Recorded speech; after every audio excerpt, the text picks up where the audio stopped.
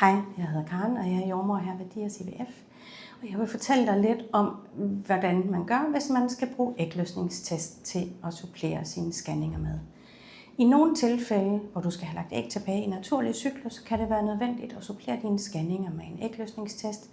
For eksempel, hvis det er weekend, og du derfor ikke har mulighed for at komme til scanning, eller andre forhold gør sig gældende, så du ikke kan komme til den scanning, vi vil anbefale.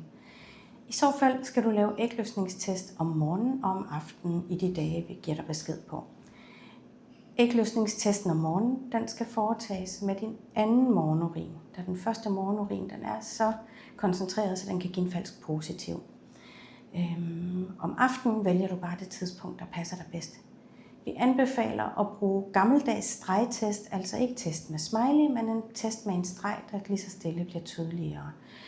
Vi anbefaler, at du sender billeder af dine test ind, da de kan være svære at vurdere. Der kan være en testlinje længe før, at testen egentlig er positiv, for testen bliver først positiv, når testlinjen er lige så tydelig som kontrolstregen eller endnu tydeligere.